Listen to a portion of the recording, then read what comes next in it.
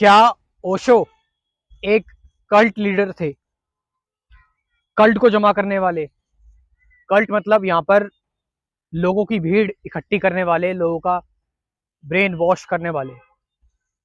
क्या ओशो उस टाइप के थे? क्योंकि ओशो की एक इमेज बनी हुई है कि उन्होंने एक बहुत बड़ा कल्ट बना लिया था लोगों का ब्रेन वॉश करके, और जो ओशो कहते थे वो सारी की सारी जो भीड़ थी वो मानती थी। इस तरह की कुछ चीजें जो हैं वो ओशो पर इस तरह के इल्जाम लगाए जाते हैं। ओशो रजनीश, जहां तक मैंने ओशो को सुना है, उनकी फिलॉसफी को, तो उनकी फिलॉसफी में मुझे कुछ ऐसा लगा नहीं कि उनको लोगों से कुछ चाहिए था, या लोगों से वो कुछ बात मनवाना चाहते थे, या फिर लोगों से कहते थे कि आ जाओ मेरे साथ रहो, जो मैं कह रहा हूँ बिल्कुल वैसा फॉलो करो। नहीं।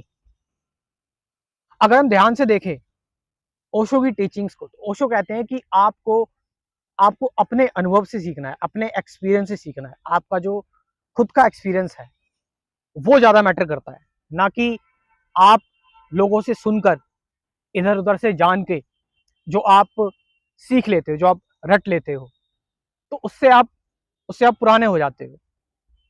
और जब आप कोई चीज खुद सीखते हो, खुद के आपके एक्सपीरियंस से आती है, वो चीज सबसे इंपॉर्टेंट होती है। ओशो इस चीज के बारे में बताते थे। अब जो व्यक्ति ये बता रहा है कि खुद के एक्सपीरियंस से सीखो, तो इसमें कल्ट वाली सारी बात खत्म ही हो जाती है। क्योंकि कल्ट का मतलब क्या हुआ कि मेरी पूरी बात मानो, जो मैं कह रहा हूँ उसको फॉलो करो, मेरी एक एक चीज मेरे को पूरी पूरी तरह से डुप्लीकेट करो, और अगर तुमने मेरी ये जो बात नहीं मानी तो तुम्हारा बुरा हो जाएगा। तो एक एक डर होता है कल्ट में। यस, लोग उनके साथ इसलिए जुड़ जाते थे, इकट्ठे हो जाते थे, क्योंकि कुछ लोगों को एसोसिएशन की जरूरत होती थी, कुछ लोगों को कुछ टाइम के लिए जुड़ने की जरूरत होती थी। तो ओशो उनसे क्या कहा करते थे कि अपने आप को ठीक से इस इन्वायरमेंट में जान लो, समझ लो, लेकिन पूरी तरह से मुझ पर डिपेंडेंट मत हो जाओ। पूरी तरह से आप बिल्कुल मेरी बात मत मानने लग जाओ, और पूरी तरह से आप आज्ञाकारी मत हो जाओ। तो किसी भी टाइप की जो अथॉरिटी थी, किसी भी टाइप का जो जो नियम था, वो ओशो ने कभी नहीं चलाया।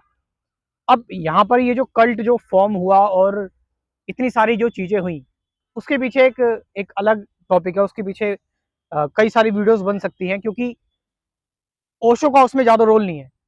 क्योंकि 3 साल तक ओशो जो थे वो मौन में चले गए थे, उन्होंने मौन व्रत रख लिया था। उस दौरान फिर जो वहां के जो लोग वाग थे, जो ओशो के साथ जुड़े हुए थे, उन्होंने इस चीज को थोड़ा सा गलत तरीके से प्रमोट किया, और ओशो का ये जो मूवमेंट था, इसको इसको पूरी तरह से कंटामिनेटेड कर दिया। तो उसमें ओशो की गलती नहीं थी, ओशो तो पूरी तरह से मौन थे।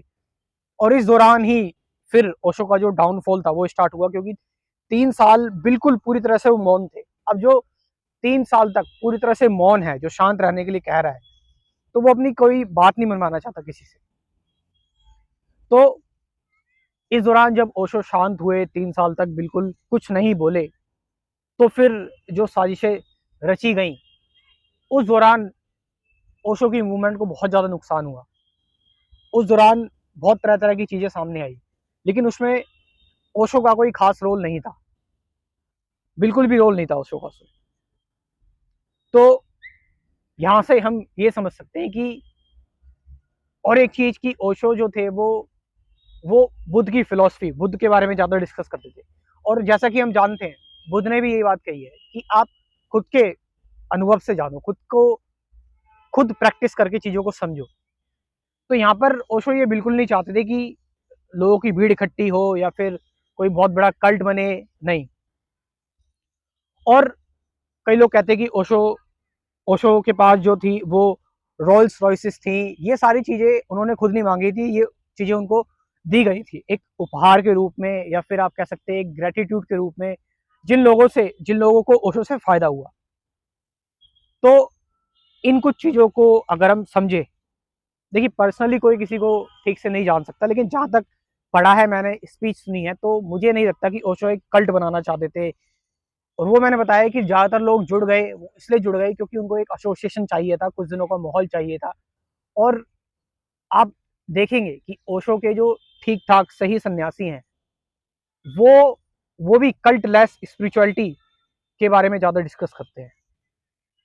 तो लास्ट में मैं यहाँ पर एक चीज़ बताना चाहूँगा आपको कि स्पिरिचुअलिटी में मेडिटेशन सबसे इम्पोर्टेंट चीज़ होती है, क्योंकि मेडिटेशन से आप सच में चीज़ें सीख पाते हो। वो चीज़ अलग होती है कि हम कोई चीज़ जान रहे हैं, इधर-उधर से सीख रहे हैं, क्योंकि मेडिटेशन में प्रैक्टिकल करते हैं, जो कि बहुत इम्पोर्टेंट है, ध्यान साधना। तो सही मेडिटेशन क्या है, ज़्यादातर लोगों को नहीं पता। अगर आप सही मेडिटेशन जानना चाहते हैं, एक्चुअल रियल मेडिटेशन क्या है, तो इसको लेकर मैंने एक कोर्स बनाया है, डिटेल में बात की हुई है। 10 वीडियोज़ में 10 दिनों तक ये कोर्स चलेगा। आप चाहें तो इस कोर्स में एनरोल कर सकते हैं, स्क्रीन पर जो नंबर दे रखा है, उससे व्हाट्सएप करके। Thank you very much.